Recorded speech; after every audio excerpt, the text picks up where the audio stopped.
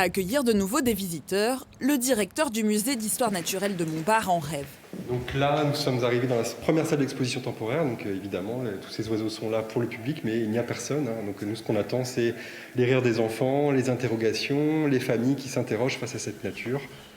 Comme beaucoup, Lionel Marcus plaide en faveur d'une expérimentation pour la réouverture des lieux culturels dans les communes de moins de 20 000 habitants.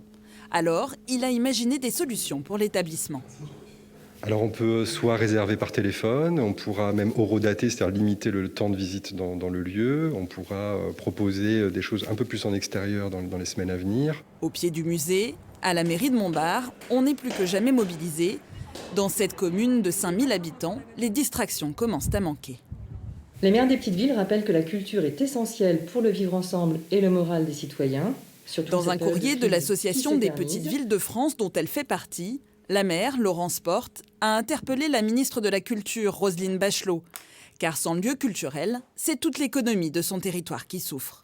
On vient visiter un musée, on vient se promener au parc Buffon à Montbard, mais en même temps, on va aussi, quand ils pourront réouvrir, aller prendre un verre, partager un repas, flâner, aller faire quelques emplettes.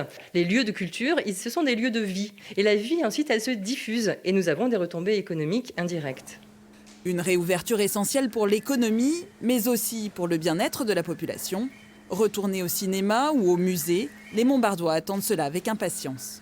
C'est pas plus risqué que si on allait faire ses courses à l'inter, quoi. Donc si on se protège bien, il n'y a pas de raison qu'il se passe quelque chose, quoi.